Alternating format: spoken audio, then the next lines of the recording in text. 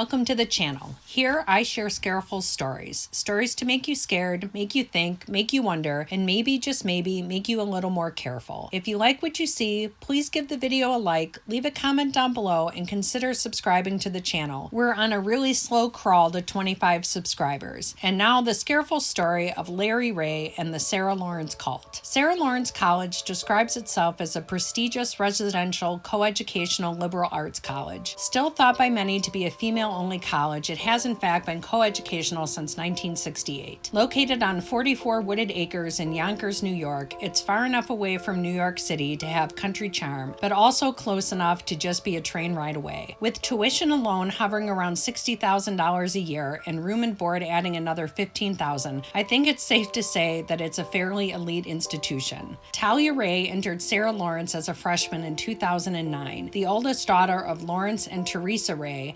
Talia's parents divorced in 2004. The divorce was not a friendly one, with Talia accusing her mother of abuse, and when her mother was granted custody, she chose to live in youth shelters instead of at home with her mom. Her 4-year-old sister stayed with her mother, and the sisters lost contact in large part due to Talia's allegiance to her dad. Talia spent her freshman year making friends and telling everyone about her father, and these weren't your ordinary "my dad is a dork who tells dad joke" stories, or "my dad is overprotective and doesn't ever want me to date" type stories. These were fantastic stories about how her father was the target of a huge conspiracy by people mad at him for trying to expose political corruption. He was her hero, having not just fought for her against what she claimed was an abusive mother, but he'd even gone to jail over custody issues. She proclaimed that he was a truth teller. What Lawrence Ray really is a felon. He was indicted in the year 2000 for securities fraud. After pleading guilty in 2003, he was sentenced to 5 years probation.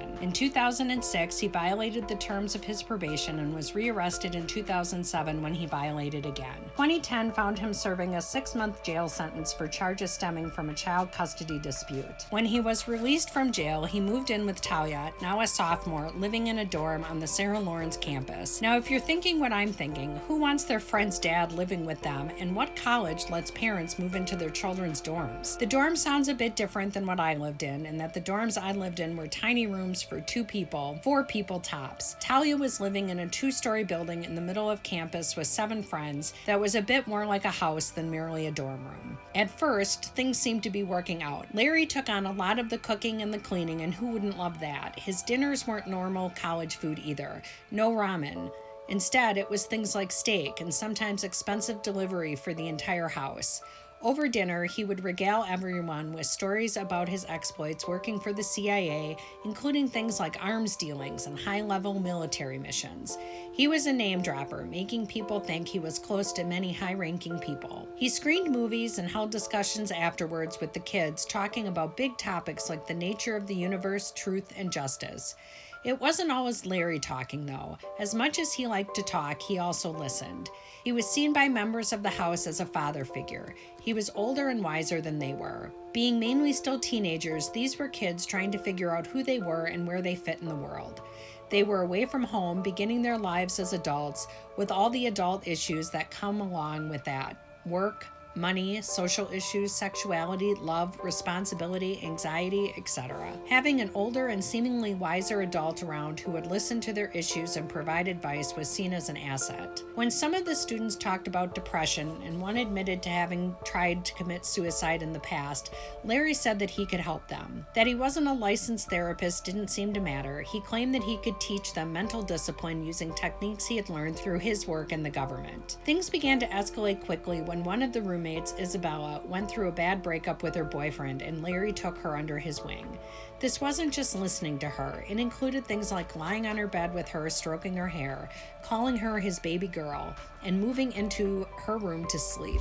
When Talia's boyfriend questioned Larry's behavior, Larry blew off his concerns, turning it around on him that it was ridiculous for him to think there was anything strange about a 50-year-old providing comfort to a heartbroken 19-year-old.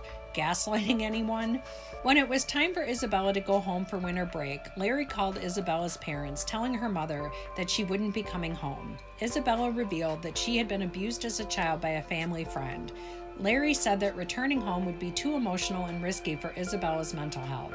He blamed her mother, saying that she had allowed the abuse to happen to her daughter. So instead of going home, Isabella spent the winter with Larry, Talia, and Talia's boyfriend. A friend of Larry's let them stay in his apartment in New York City. Larry and Isabella slept in the bedroom, while Talia and her boyfriend slept in the living room. Talia's boyfriend said that while at the apartment, Larry began to control their lives. He decided when they would eat, what they would eat, when they would sleep, where they would go, and what they would do. He even suggested that Talia's boyfriend stop taking his antipsychotic medication. Becoming increasingly concerned by Larry's behavior, he broke up with Talia soon after their return to school. When school started back up, Larry and Talia returned to the dorm at Sarah Lawrence. Larry began exerting his influence even more amongst the roommates. He began talking to the kids about an idea called Quest for Potential, or Q4P for short.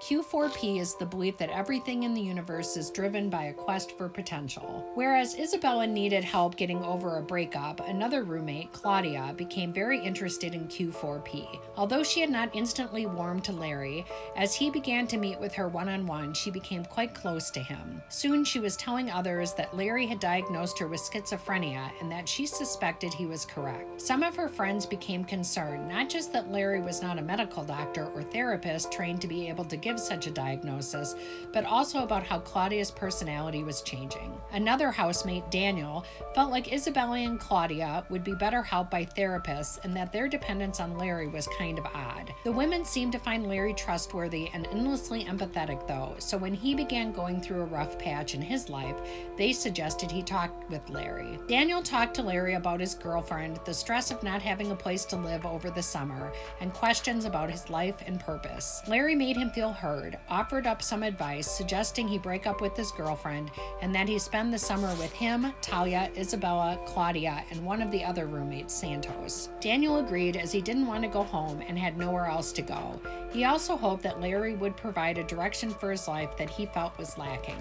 The group of 6 spent the summer back in the one-bedroom apartment where Larry, Talia, and Isabella had spent winter break. Larry kept up things like the house dinners, expensive dinners out, movie nights, and encouraging long, deep discussions and sharing of very personal information.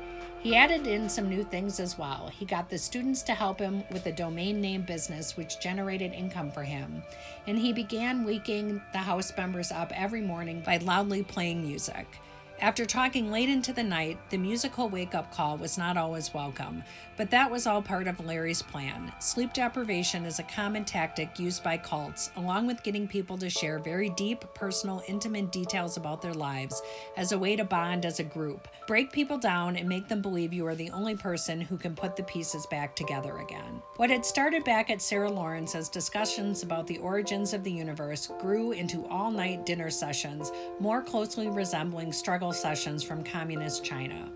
One in the group would be singled out and questioned, oftentimes about something Larry felt they had done wrong. Things that most people would view as accidents, like dropping and breaking a plate, or innocuous things like playing the ukulele, took on a far deeper meaning with Larry. Larry would often turn small mistakes or accidents into personal transgressions against him.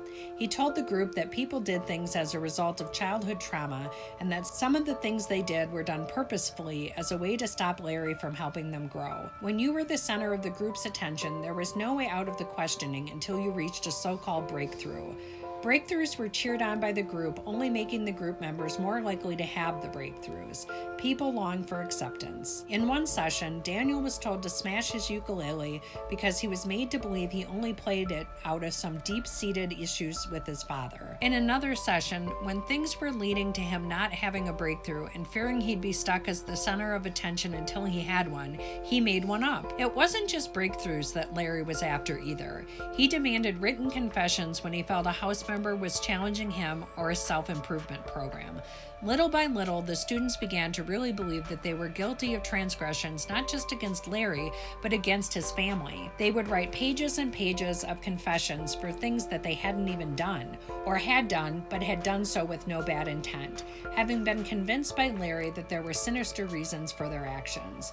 At some point, Larry demanded more than just written confessions. He began accusing people of damaging his property. Maybe it was a pot or a pan or a computer or something far larger like a gourmet oven or land that Larry owned.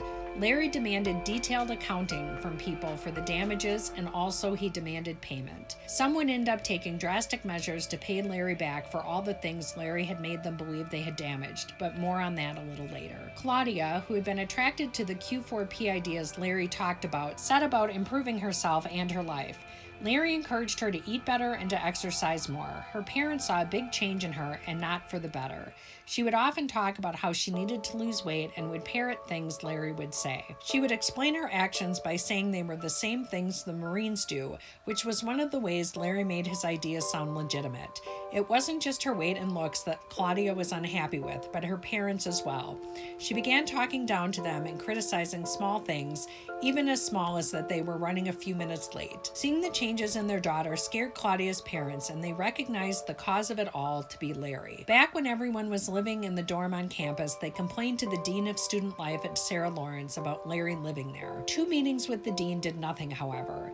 Instead of doing what you'd assume any college would do, which is kick the father out, or at a bare minimum investigate the claims, Claudia's parents were told that the college couldn't stop a dad from visiting his daughter. It's unclear if they really thought he was just visiting or if they knew he was living in the dorm long term. There was a suggestion that the college had received other complaints about Larry's presence on campus, but again, the dean said that there was really nothing they could do. Back at the New York City apartment, Daniel was falling deeper and deeper under Larry's spell. What began as discussing troubles with his girlfriend led to a breakup suggested by Larry, and as the two talked more, Larry took a special interest in Daniel's sex life. He directed Isabella to first kiss Daniel, and shortly thereafter to have sex with Daniel while he watched. This wasn't a one-time thing either. Daniel and Isabella regularly had sex, sometimes with Larry watching, other times with Larry participating, and even once with the landlord friend of Larry's joining in. Something seemed wrong about all this to Daniel. Larry portrayed everything he did as being done to benefit the students, to help them grow. When Daniel would start questioning things, he'd always find a way to talk himself back into accepting what Larry and his roommates were doing.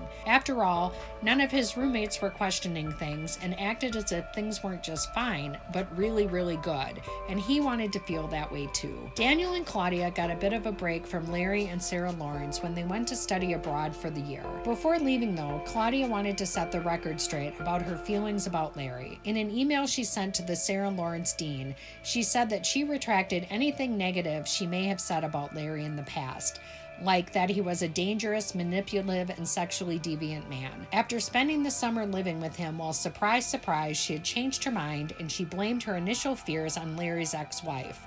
Claudia didn't include an explanation as to how Talia's mother was able to not just contact Claudia, but convince her to speak out against Larry.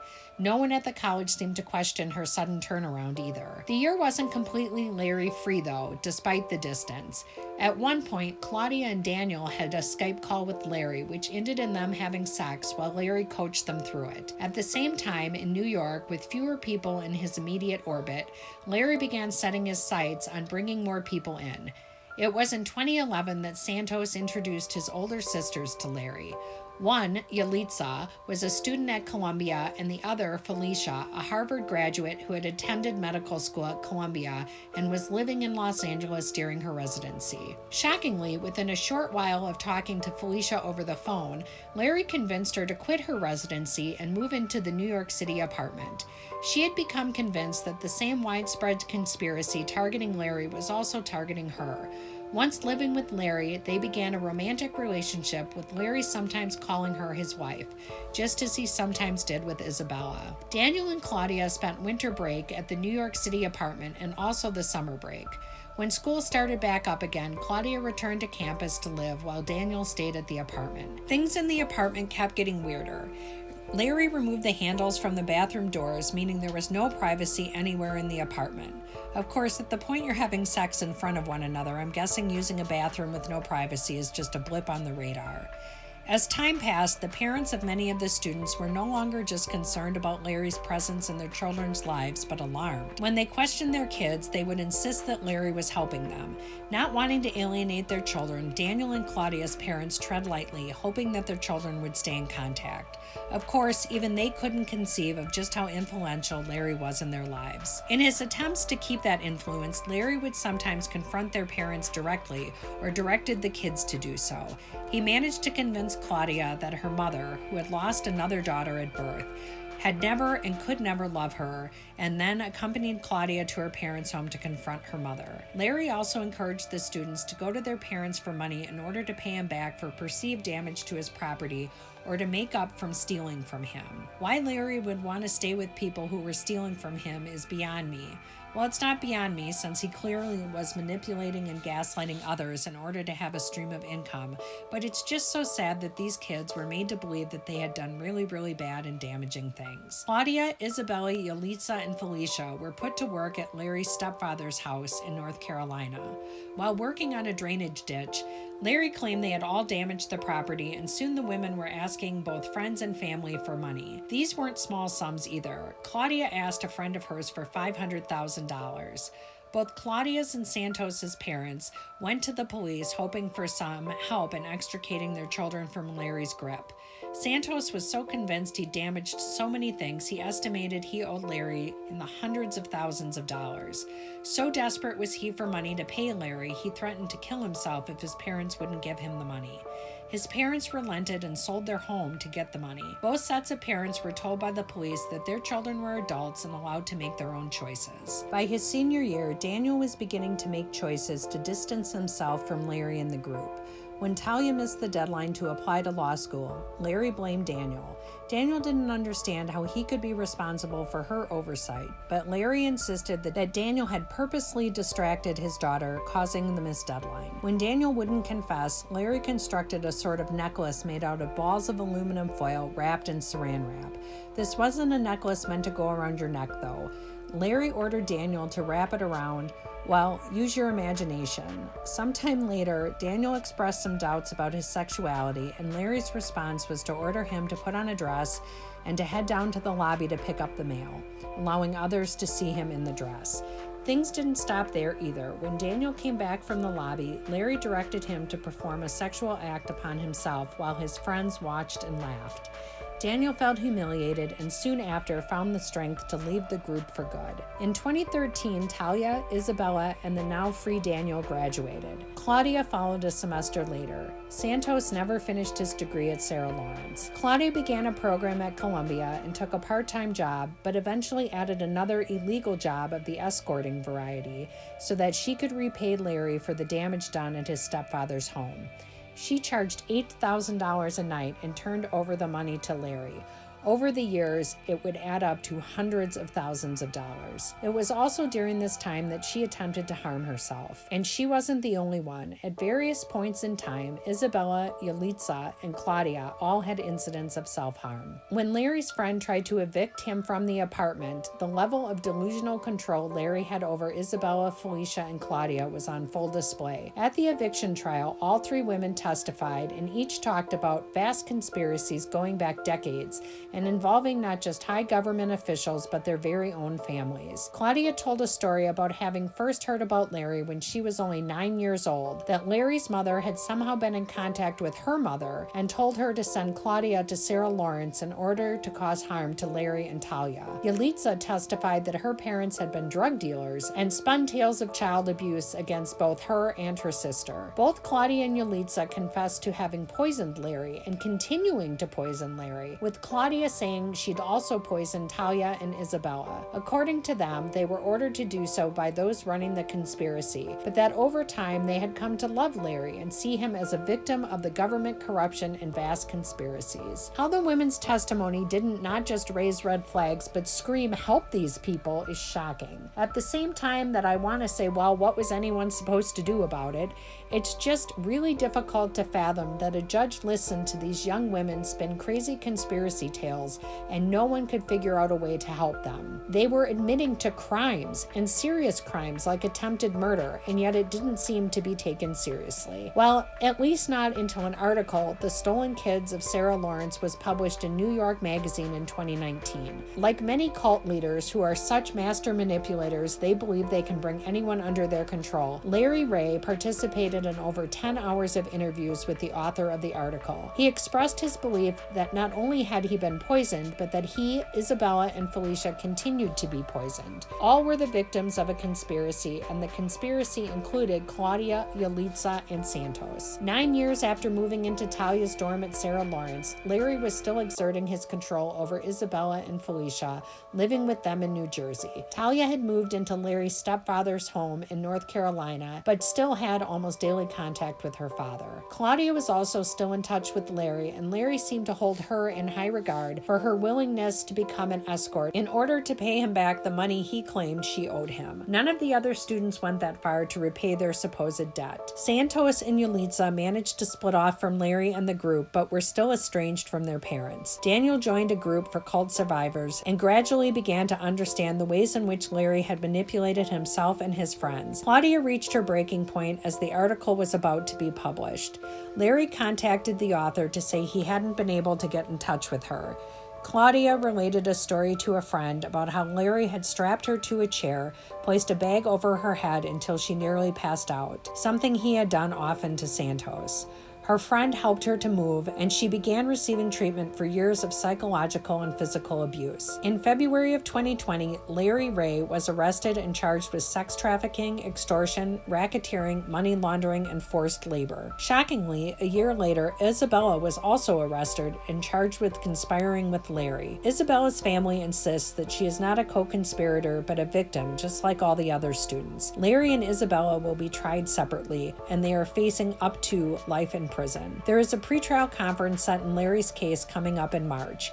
Several trial dates have already come and gone, being postponed in part due to COVID and in part because that's just what happens in large, complicated criminal trials such as this.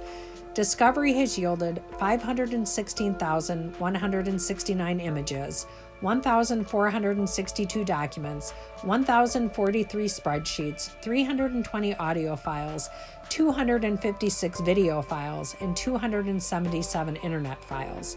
With Larry standing accused of using pictures and videos as a way of demeaning, controlling, and extorting people, the numbers given really make you think how big this really was. There's a lot more to the story, including some fascinating background on Larry Ray, so if you're interested in more of a deep dive, I highly recommend the New York Magazine article as a great place to start. Also, Daniel has written a book about his experiences, Sloanham 9, named after the dorm where everything started. If you've made it this far, please leave a comment down below, hit the like button, and subscribe to the channel so you can keep up with all of my videos. If you have a case you'd like me to cover, leave that in the comments. Until next time, stay safe and stay careful.